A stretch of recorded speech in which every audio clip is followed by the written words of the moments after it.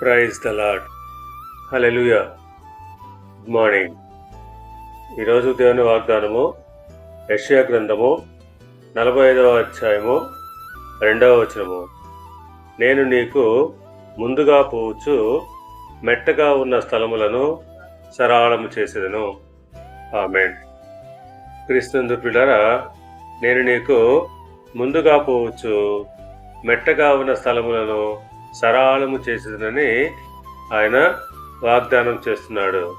అవును, దేవుడు మనకు ముందుగా నడుచును. మనకు తెలియని ఎన్నో ఎత్తు పల్లాల్లాంటి సమస్యలను తొలగించి మన మార్గాన్ని సరళం చేస్తాడు.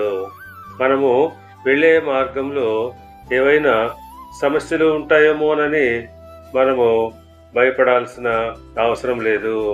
ఎందుకంటే ఆయన ఇనుప గడియల్లాంటి సమస్యలను కూడా పగలగొడతాడు.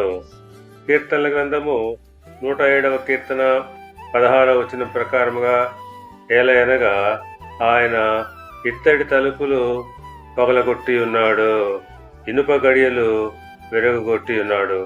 అవును, ఆయన ఎన్నో జటిలమైన సమస్యలను పరిష్కారం చేసి చక్కని మార్గాన్ని మనకు చూపిస్తాడు.